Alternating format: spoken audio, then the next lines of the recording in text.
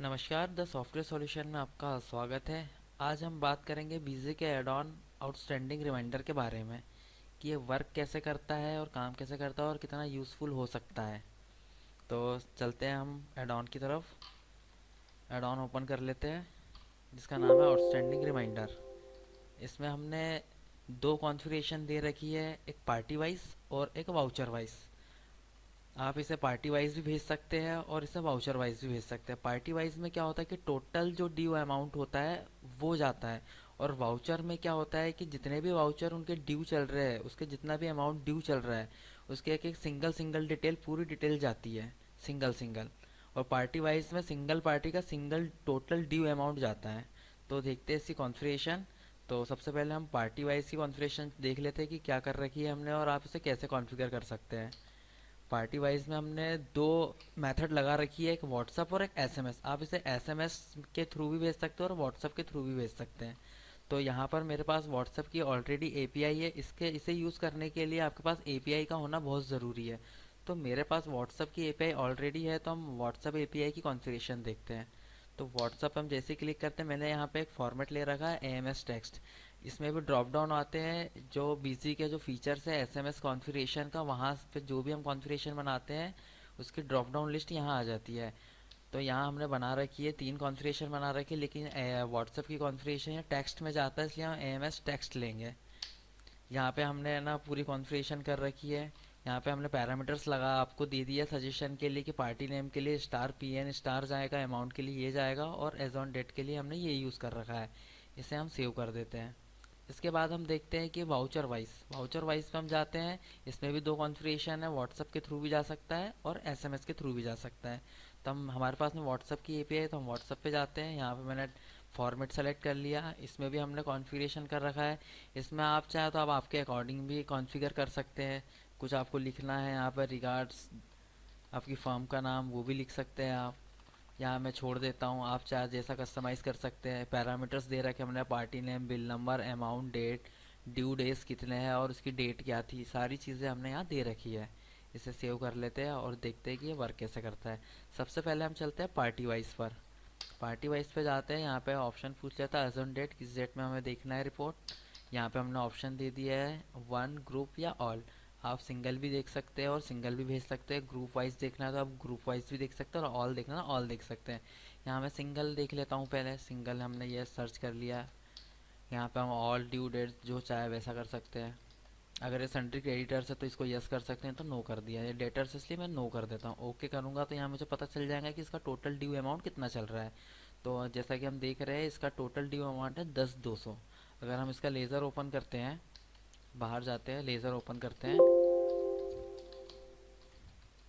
यहाँ देख सकते हैं 10,200 आ रहा है। टोटल ड्यूज चल रहा है इनका, क्योंकि हमने इसमें डेज डाल रखे हुए हैं। 15 दिन की इसकी क्रेडिट लिमिट है। तो 10,200 इसका ड्यूज चल रहा है। अब वापस चलते हैं हम एड ऑन में। वन आशुतोष ले लिया मैंने, ऑल कर दिया, ओके कर दिया। ठीक है, अब मुझे ये सिंगल पार्टी को अगर एसएमएस भेजना है तो हमें सिंपल सा एसएमएस पे जाना है और स्पेस बटन प्रेस करना है। जैसे हम स्पेस करेंगे तो यहाँ पे एसएमएस लिखा आ जाएगा, और सिंपल सा आपको सेंड व्हाट्सएप पे क्लिक करना है। जैसे ही आप सेंड व्हाट्सएप पे क्लिक करेंगे तो यहाँ पर रिस्पॉन्स में एस दे देगा, मतलब ये सक्सेस हो गया। अब हम चेक करते हैं कि ये कैसा सेंड हुआ है। हम यहाँ जाके देखेंगे, ये आ गया डियर आशुतोष। मैं इसे डिलीट कर देता हूँ, बहुत सारे कन्फ्यूज़न ना हो।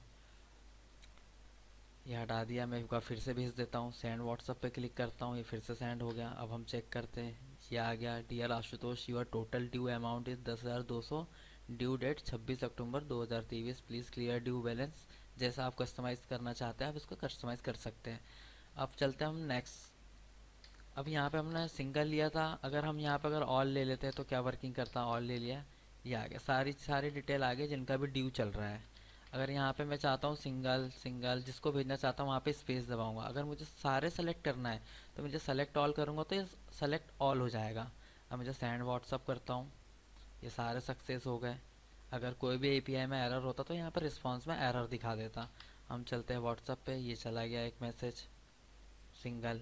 इससे मैंने कुछ टाइम लिमिट लगा रखी कि हर मैसेज 10 सेकंड के इंटरवल में सेंड होना चाहिए, तो ये हर 10 सेकंड में जाएगा। इसके लिए आपके पास में एपीआई होना बहुत ज़रूरी है। सेकंड मैसेज भी चला गया मेरा।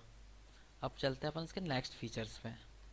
नेक्स्ट फीचर्स इसका है आउटस्टैंडिंग रिपोर्ट वाउचर वाइज। हम चाहते हैं कि वाउचर वाइज जाना चाहिए, तो हम इसे देख लेते हैं। अब मैंने स्टार्ट डेट जो भी डालना है मुझे 1/4 से 26/10 तक के मैं देखना चाहता हूँ।